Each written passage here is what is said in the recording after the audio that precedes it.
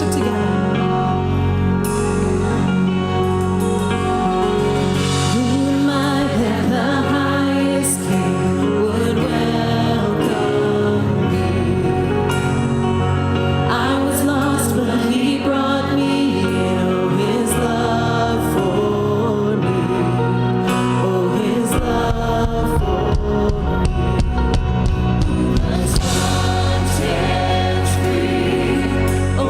Free.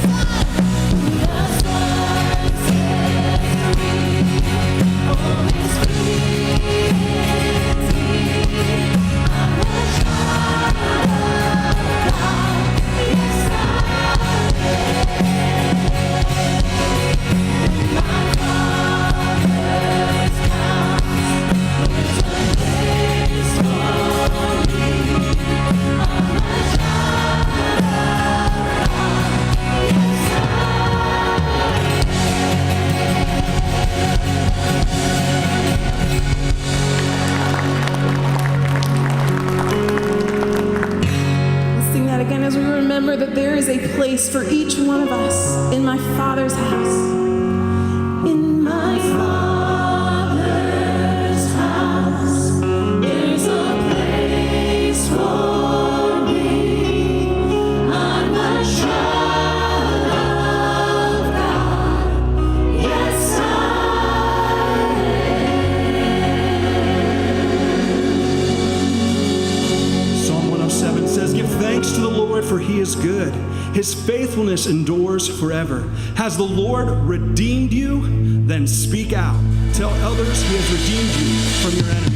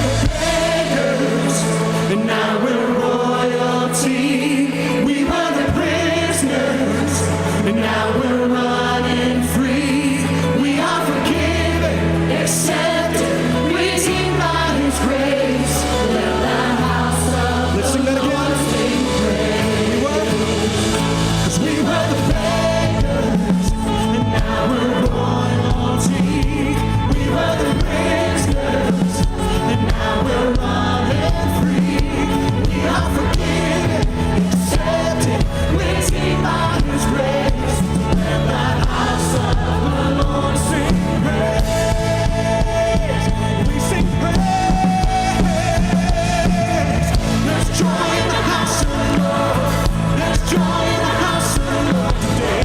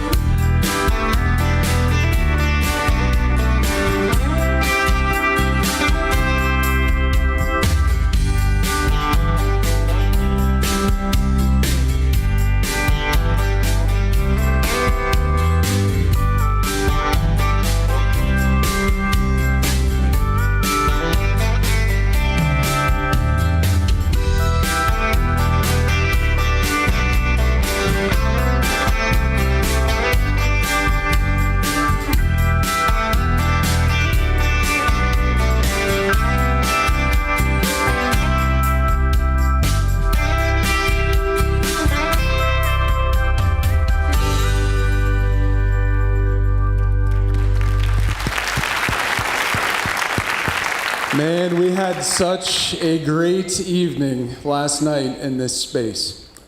And I want to stand here this morning. Could we bring the house lights up? Because I want to look you in the eye and tell you thank you. If you were one of the ones who donated venison or came and cooked, I want you to stand. If you volunteered in any way, you set up tables, I want you to stand right now. Stand where you are. If you were here last night serving, you were carrying trays, you were here in some capacity, thank you. Now stay standing. Please stay standing. You who volunteered and you who are seated, who are part of our church family, I want to tell you thank you because of emails like the one I got at 1 o'clock this morning of a man who said, I'm ready to begin my journey to freedom. There's a lot of stories. There's a lot of stories.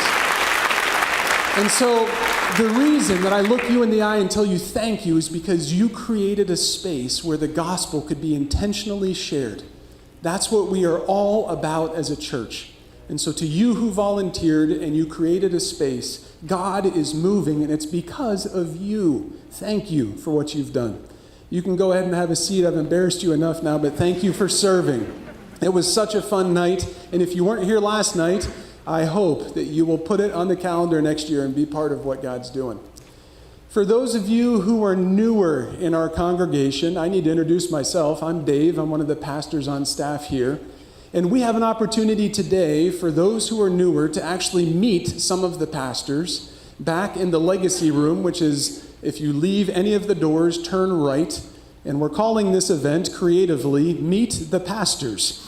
And we want you to come and spend a couple minutes so that you can get to know some of the folks who are leading this church and get started in your journey of connecting. This is a big community, and we always want to call you down to smaller groups of people. This is one of those opportunities. Next week, there's another opportunity for those who are on the front end of their journey here in our church family, and it's called Connecting Point. And that's going to be a group that meets at 9 o'clock in the gym, and it's a 3-week class every Sunday, 9 o'clock. So you go to that, hang out for a little bit, come to the 11 o'clock service. And that's an opportunity for you to meet staff, elders, hear about who the church is, what we do, how we connect in the community, the values, the vision, and that is a great way. So start your journey today at Meet the Pastors, continue it next week and for the following weeks. You can sign up for that online, or you can call the church office if you have any questions. Last night, our Venison Dinner Speaker, Joel Trainer, shared the gospel clearly with the 800-some folks who were here. And we're so thrilled to have Joel back this morning to speak to our church family and to challenge us. I know your heart will be encouraged. And I want you to know one of the reasons that our church spends so much time and energy investing in the next generation growing up in the church is because of stories like Joel. I met him when he was a squirrely freshman in high school out in Colorado in my youth pastor days, and I've had the privilege of walking life journey with him over 20 years and seeing how God has molded and shaped his heart for the kingdom. Joel's a pastor in Columbus, married to a wonderful wife named Morgan, 3 kids, and he left the church in Columbus this morning to come here and to speak. He was here last night, here again this morning. Would you please, with a sustained, he asked for this, a sustained ovation, would you welcome Joel Trainer to share with us this morning?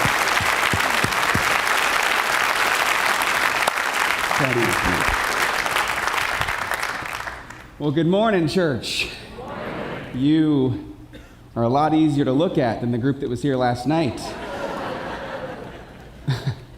As Dave mentioned, my name is Joel, and I get to be a pastor at a church called Three Creeks Church in Columbus, Ohio. And I love what I get to do there. I wish I could be in 2 places at once because I'm thrilled to get to be here with you. I want to acknowledge that you could be anywhere this morning, and you didn't have to come. Well, maybe some of you did.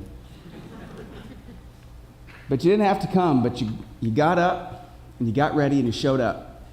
And for that, I'm grateful, and I'm hoping and praying that God will do something significant in your life because you came to church today to come and meet with God. The two most influential people in my life are both in this room. The first one is my dad. He's here somewhere. We got to speak at the Venison Dinner last night together, which was great. And the other one is the person who just introduced me. It's one of your pastors, Dave Featherland. And the squirrely ninth grader, I can remember it. I just found out what deodorant was. And I remember we were getting a new youth pastor at North Springs Alliance in Colorado Springs. And Dave is the person that made me want to follow Jesus with all of my heart. He walked, 4 years, the crucial 4 years of high school. Dave was by my side. And then I graduated, and every crucial moment of my life since then, the hardest moments of my life, I pick up the phone and I call Dave. No one's had an influence on my life like Dave and my dad. And so you're blessed to have him as one of your pastors leading the charge here at CAC. Yeah.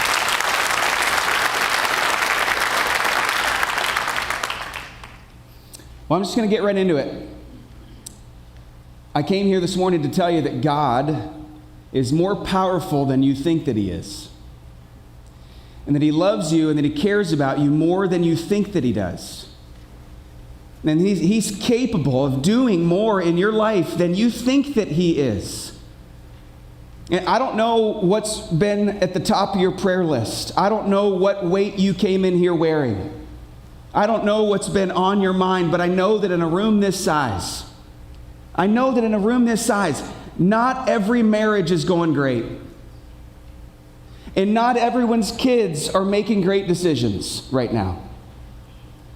Somebody in this room is battling an addiction that they just cannot seem to shake. And they have tried, and they've tried, and they've tried, and they can't shake it. And somebody came in here this morning, and you're battling a depression that you don't know if you're ever going to get out of. In a room this size, there's somebody in here who got a call this week about a diagnosis from somebody in your family or a close friend, then you haven't even wrapped your mind around what it means yet. And I know there's somebody here in the room who loves somebody deeply, perhaps somebody even in your family. And this person that you love deeply doesn't know who Jesus is right now. In a room this size, things like that are going on. And if you're anything like me, when you go through things like this, things that are hard, things that are challenging, things that it feels like there might be no way out, if you're anything like me, then at times my faith wavers about what God can do about it. And I know I'm a pastor and I know the Bible and I love Jesus. I'm not supposed to say that my faith wavers, but I'm just being honest and telling you that sometimes it does. Sometimes it feels like it's just been too long. And it's too far, it's too bad, and this situation is beyond repair, and there is no hope. And it's not that I don't believe that God can do something, but I seriously doubt that he will, because it's just been too long. So what are you praying for? What do you need God to do? And have you too, can you relate to the feeling of having your faith waver and losing hope that it will ever change? Well, if you've ever felt that way, I want to point us collectively to a passage in the Bible. It's in the book of Joshua in chapter 1. And so if you've got your Bibles, you can turn them on or turn there now. We're going to be in Joshua chapter 1, chapter 3, and chapter 4. I'm going to read a pretty significant number of passages of Scripture this morning. I figured I'd rather be Bible heavy than Bible light. So Joshua 1, chapter 1, I'm going to get there in just a minute, but before I do, I've got to set the stage and tell you what happens in the first 5 books of the Bible, and I'm going to try to do it in 90 seconds. In Genesis, the first book of the Bible, God comes to a man named Abraham and makes a covenant with Abraham and says, Abraham, I'm going to give you this land. There's a sliver of land between the Mediterranean Sea and the Jordan River, and I'm going to give you and your descendants this land, and you're going to have so many descendants, you're not even going to be able to count them. And this is the land that I'm going to give your people, the Jews. And Abraham has a son named Isaac, and Isaac has 2 sons named Jacob and Esau, and Jacob has 12 sons, and one of them is named Joseph. And to make a really long, amazing story short, Joseph ends up in the nation of Egypt as the number 2 man in charge. Pharaoh number 1, Joseph number 2. His 11 brothers that I mentioned actually moved to Egypt because of a famine in the land that they're living in. And so they're all in Egypt. Joseph and his 11 brothers, the 12 sons of Jacob, are in Egypt, and they have babies. And they have babies, and they have babies, and they have babies, and generations upon generations live in Egypt, and there ends up being 2 million of them. And by this point, there's a new Pharaoh in charge, and Pharaoh doesn't have a clue who Joseph is, and so rather than try to manage the Jews that have grown to 2 million, he decides to enslave them. And so for 400 years, this is the end of the book of Genesis. For 400 years, the Jews, the Israelites, the descendants of Abraham are slaves in Egypt. But in Exodus, the 2nd book, God sends a deliverer. And he sends Moses, and Moses comes in, and he leads the people to freedom. He leads them out of Egypt. And do you remember what happens in the beginning of the book of Exodus? They come to the Red Sea. There's no bridge, there's no boat that can carry 2 million of them. And Moses, this is important to remember, lifts up his staff. And the Red Sea parts, the water stands up on both sides, and they walk through the Red Sea on dry ground. And you would think that if you went through something like that your faith would be unshakable. It would be at an all-time high. God can do anything. But in a twist of events, their faith wavers in that moment. And because of that, Moses has to lead them wandering through a desert for 40 years before he leads them back to that one promised land that he promised Abraham in Genesis. Well, the book of Deuteronomy, the 5th book, ends like this. Moses leads these people right to the edge of the Jordan River. And if they cross the Jordan River, they're in the promised land, the land that God promised Abraham. But at the end of Deuteronomy, Moses, the hero, he dies. And that's where we pick up the story in Joshua chapter 1. Are you ready? Joshua 1. After the death of Moses, the Lord's servant, the Lord spoke to Joshua, son of Nun, Moses' assistant, and he said, Moses, my servant, is dead. Therefore, the time has come for you, Joshua, to lead these people, the Israelites, across the Jordan River into the land I'm giving them. I promise you what I promised Moses. Wherever you set foot, Joshua, you will be on land I've given you, from the Negev wilderness in the south to the Lebanon mountains in the north, from the Euphrates River in the east to the Mediterranean Sea in the west, including all the land of the Hittites. Joshua, no one will be able to stand against you as long as you live, for I will be with you as I was with Moses. I will not fail or abandon you, Joshua. Be strong and courageous, for you are the one who will lead these people to possess all the land I swore to their ancestors. Remember Abraham? I would give them. Joshua, be strong and very courageous. Be careful to obey all the instructions Moses gave you. Don't deviate from them. Don't turn to the right or the left. And then you will be successful in everything that you do. Study this book of instruction, Joshua, continually. Meditate on it, Joshua, day and night. Be sure to obey everything in it, and only then will you prosper and succeed in all you do. This is my command. Be strong and courageous. Do not be afraid or discouraged, Joshua, for the Lord your God is with you wherever you go. You ever seen the movie Hoosiers? Straight out of 1986. Best basketball movie of all time. Gene Hackman's the coach. The team's not very good. They're from a small town in Indiana. The season doesn't start very well. The parents are mad. The players aren't doing very well, but the crowd starts cheering, "We want Jimmy. We want Jimmy." And Jimmy joins the team, and Jimmy's pretty good.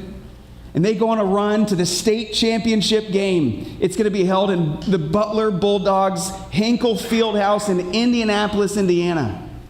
And listen, the team that they're going to play in the state championship is far more familiar with the lights of Hinkle Fieldhouse, the big stage of the state championship game. Gene Hackman can sense that his players are feeling kind of anxious about it. And so he brings them into the gym 2 days before the game. And the lights are kind of down. It maybe feels a little bit like this. And he gives 2 of his players a tape measure. And one of his players holds the tape measure down underneath the hoop. And another player gets on another player's shoulders and holds the other end of the tape measure all the way up to the rim. And coach says, how tall is it? And the player says, it's 10 feet, coach. And he says, okay, put the tape measure over there on the baseline. And he puts it on the baseline, and they drag it all the way out to the foul line. And they put it down, and coach says, how far is it, guys? And they said, it's 15 feet, coach. And Gene Hackman brought him into that gym to remind them that this is new territory, but the basics are the same. You can just see the players breathe easier, because even though it's new territory, the basics are the same. And this is actually what God is doing to Joshua here in the first 9 verses of chapter 1. He's saying, Joshua, listen, I know this is new territory for you. You haven't been leading the Israelites like Moses has. You're actually going physically into a new territory I'm about to lead you in. But listen, the basics are the same. Love me, follow me, listen to me, obey me. And what does it say? It says, it will go well with you, Joshua. And so Joshua, with this newfound confidence in the Lord, where the Lord says, be strong and courageous, look what Joshua does next in verse 10 right away. Joshua then commanded the officers of Israel, go through the camp and tell the people to get their provisions ready. In 3 days you will cross the Jordan River and take possession of the land the Lord your God is giving you. Everything that you guys have been waiting for hundreds of years, this is the group that's going to get to cross the Jordan River. That's the end of chapter 1. And chapter 2, I'm not going to read it to you, but let me summarize it for you. Joshua sends some spies into the promised land across the Jordan River. The last time this happened didn't go so good, but this time it goes well. And the spies come back and they say, those people have heard about us. They've heard about what God can do. They're trembling in their boots. The time is now for us to go and take this land that God has given to us. And then in chapter 3, we pick up the story right when the spies get back. It says, early the next morning, Joshua and all the Israelites left the acacia grove and arrived at the banks of the Jordan River. This is the moment where they camped before the crossing.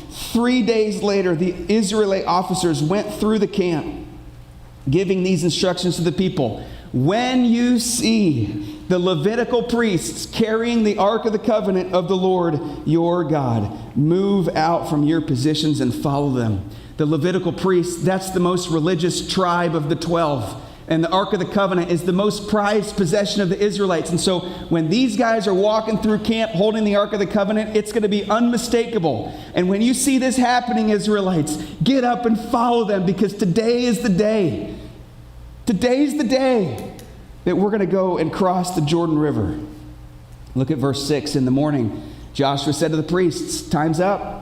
Lift up the Ark of the Covenant and lead the people across the river. And so they started out and they went ahead of the people, and they're walking through the camp, and the people are going, this is what Joshua was talking about. They're hitting each other. They're bringing each other out of their tents going, look, there they go. This is what Joshua said was going to happen. And Joshua told the Israelites, come, just in case they were hesitant, just in case they didn't believe. He says, come and listen to what the Lord your God says. Today you will know that the living God is among you.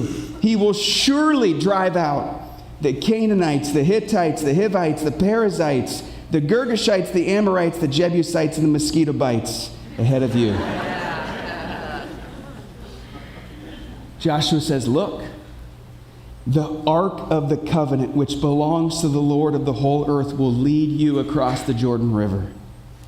Catch this, catch this.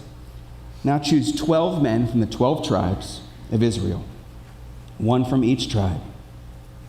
The priests will carry the ark of the Lord of all the earth. And as soon as their feet touch the water, the flow of water will be cut off upstream and the river will stand up like a wall. And you know what the people said? They said, wait a minute. This sounds familiar. My grandpa told me a story about this. My grandpa told me that when they crossed the Red Sea, that the water stood up like a wall and that they walked across. I wasn't there, but my grandparents have told me about this. And because they remembered what God had done, it helped them believe in what God could do. So the people left their camp. They actually believed him. They left their camp, verse 14, to cross the Jordan, and the priests who were carrying the Ark of the Covenant went ahead of them. It was harvest season. Catch this. The river wasn't very dry. It wasn't a little creek bed.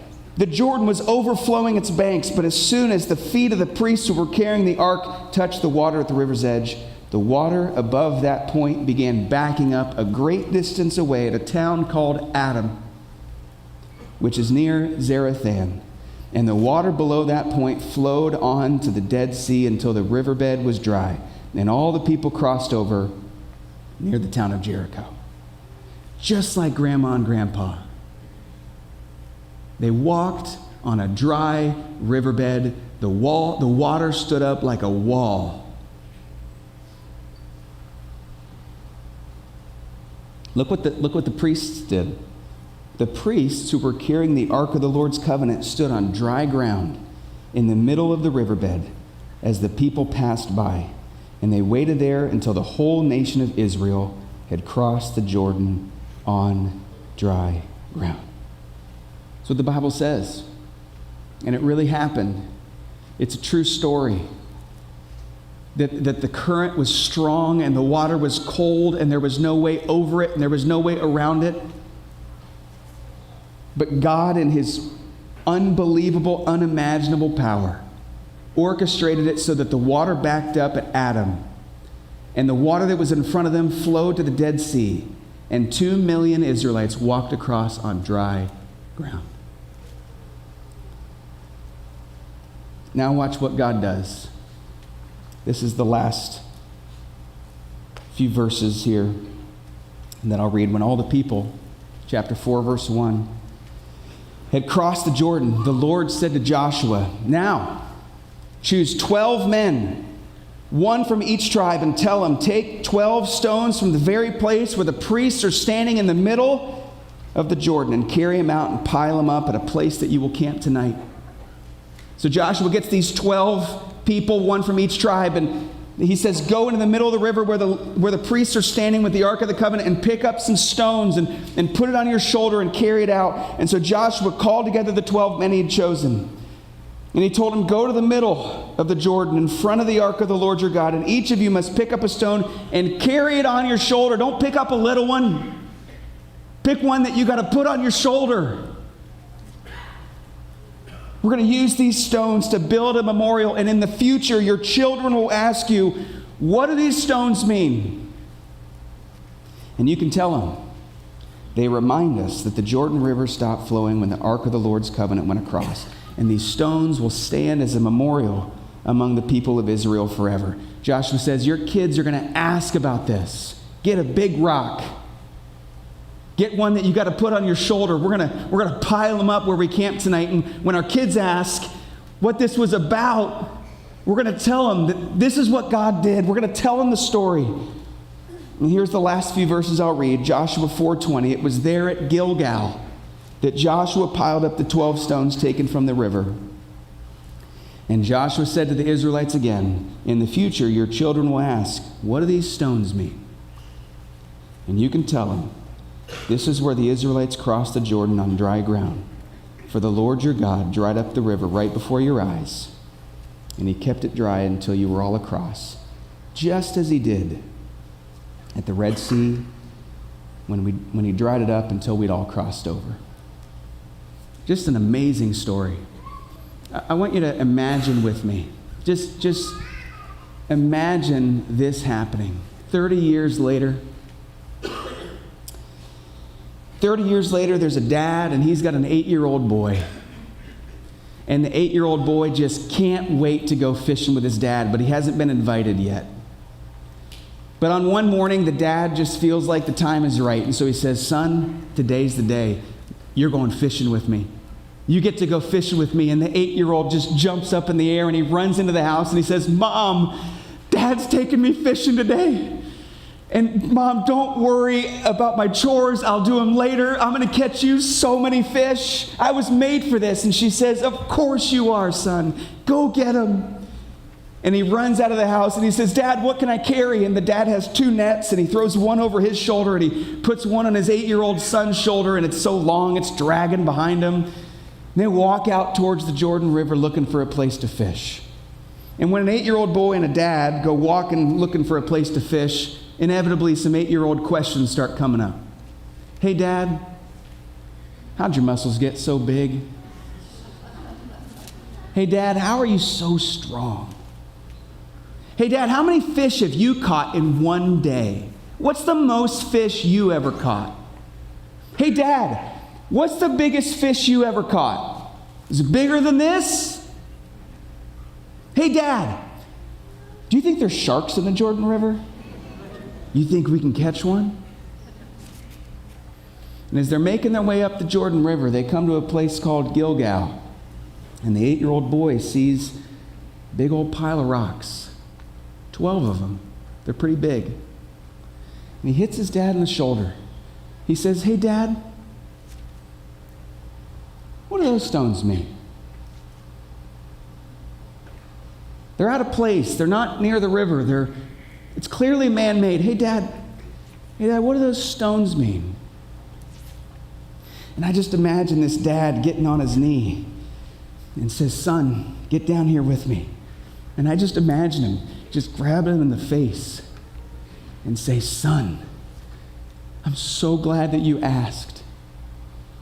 I'm so glad you asked, because we camped over on the other side of this river 30 years ago, son. We camped before you were born. Me and your mom were over on the other side of the river. And Joshua came and he said that the Levitical priests their feet were going to touch the water and the water was going to stand up. And we weren't sure that was going to happen, but it did, son. The water backed up near Adam, and the water flowed down and all the way into the Dead Sea. And me and your mom and your grandma and your grandpa and our whole family, we walked across this on dry ground.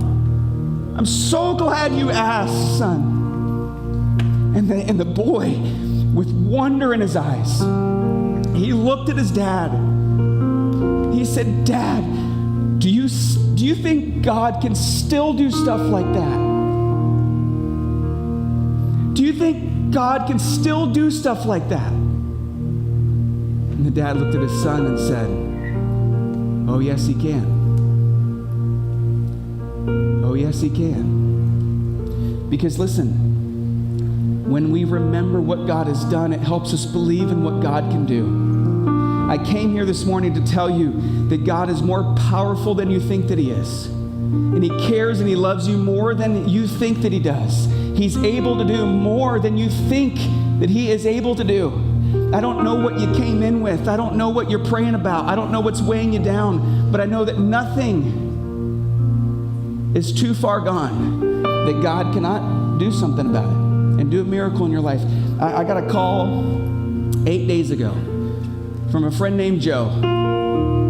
And Joe called me and he said, Joel, I just can't imagine, I just have never imagined making this call, but my wife, Darty, has cancer. And she's got to have surgery and they don't know if they're going to be able to get it all. And there's a lot of uncertainty around it. We don't know. And in that moment, I'm just overwhelmed with fear at first. I think they have kids. They have 4 kids in high school and junior high.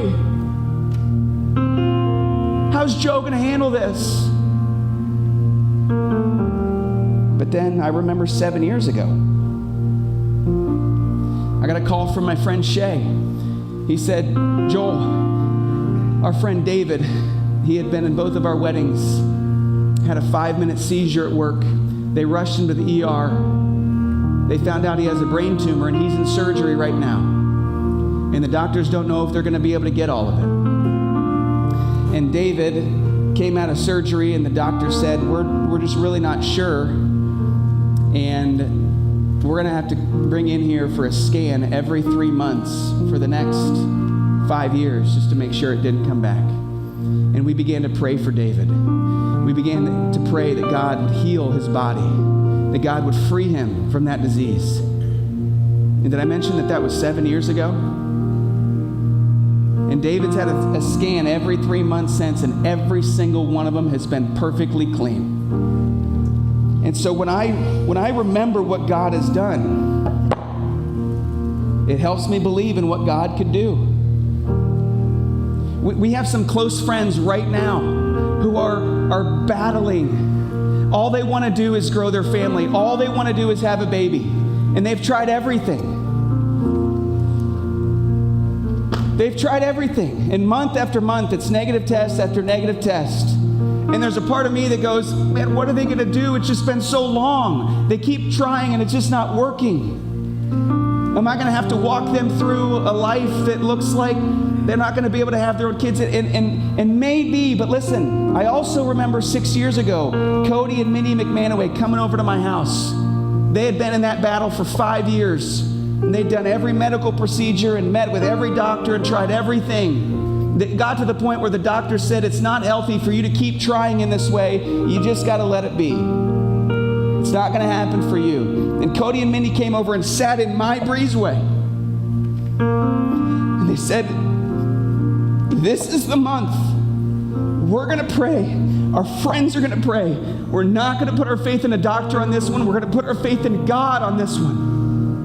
And we said, we're going to pray with you. And about 41 weeks later, Nora McManaway was born.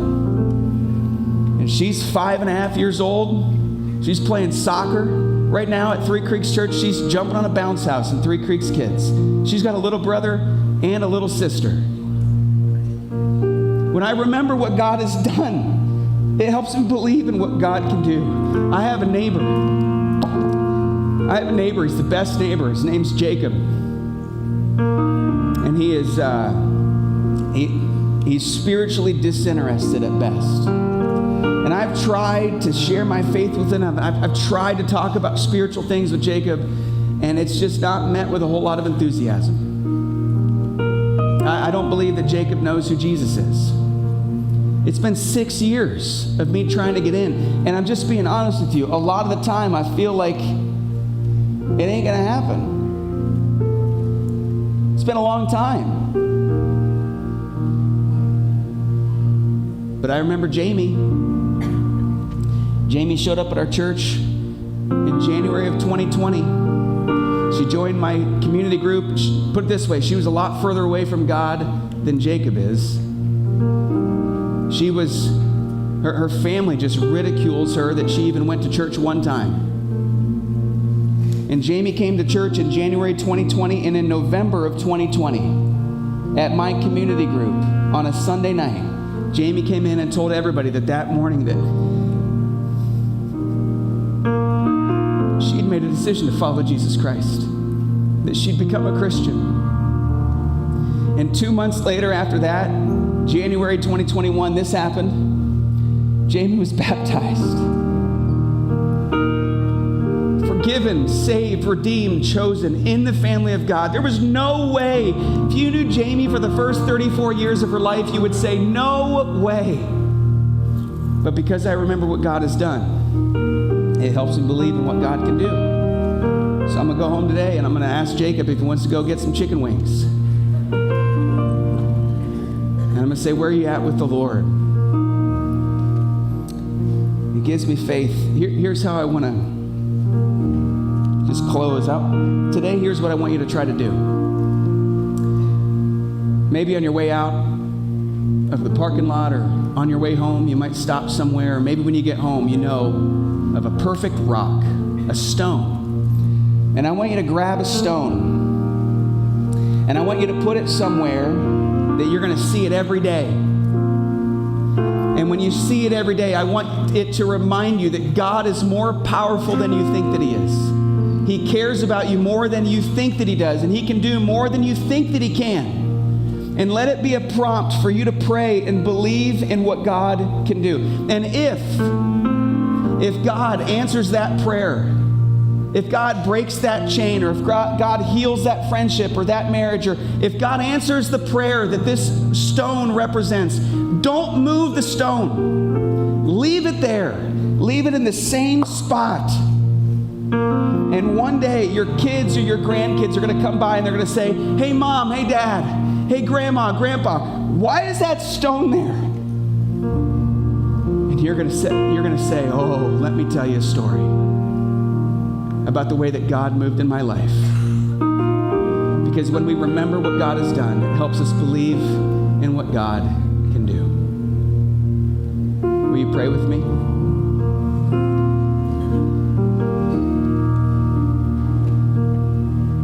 God, we admit that we are not full of faith in every moment.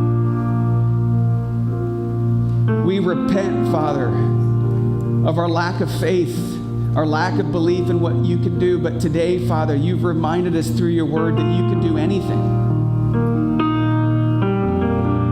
We believe, God, that you are more powerful than we think that you are. And you care about us and you love us more than we think that you do.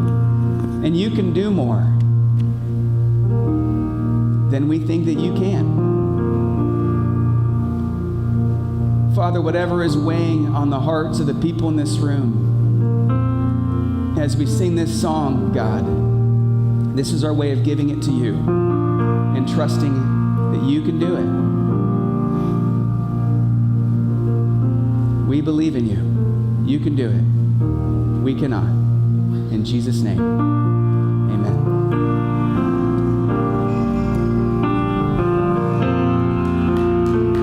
I put my faith in Jesus, my anchor to the ground, my hope and firm foundation.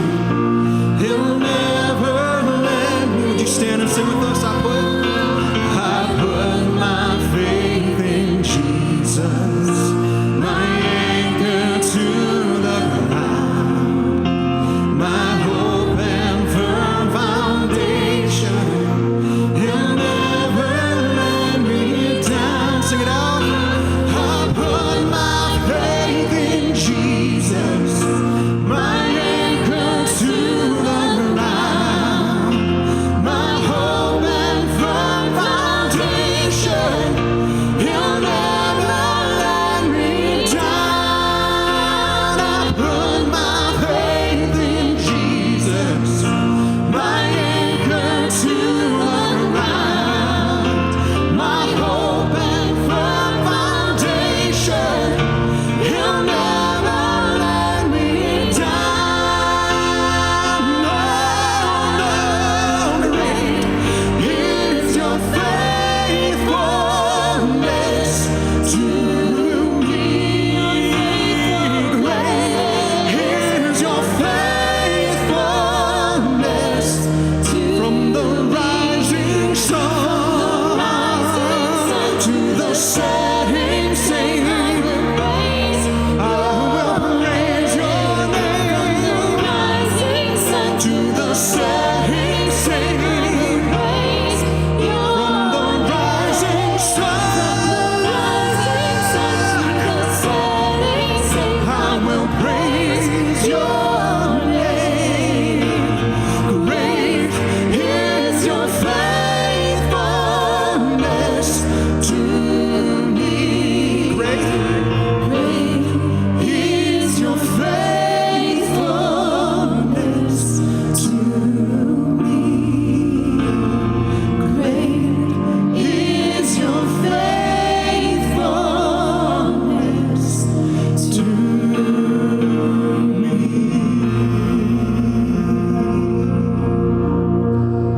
Church family, I hope that you have been blessed this morning to be reminded of the incredible power of God, the faithfulness of God, the one who is pursuing you with a heart of love. And I want to ask you this morning if God is stirring something in you that you want to say yes to Jesus. I've asked Joel and his dad Ralph to be back at the yes table that's right out in our lobby. If you need to talk with them about the journey that you want to begin with Jesus, please do that. There will be pastoral staff and prayer team people up front here if you need to pray about anything going on in your life, the pain, the addiction, the shame that you're carrying. Don't leave this morning and continue that journey alone. Come and be part of what God is doing in this community of faith. If you're new here, I really want to invite you, please join us. Go out the doors and turn right. Go to the Legacy Room, a chance to meet Pastor Bob, our lead pastor. Would love for you to take advantage of that opportunity. And now, as we go, I want to remind you that the same God who worked all throughout the stories that Joel told us this morning, the same God that we can look back over 100+ years of this church family, who has done great things. That is what gives us joy as we move into new territory, because we know that the basics are the same. God does not change even though our circumstances do. And I'm so thrilled that you are here to be part of the journey for where we're headed. And I invite you to lean in and to see what God will do in you and through you. Thank you so much for being here, and we'll see you back again next week. May God bless you as you go.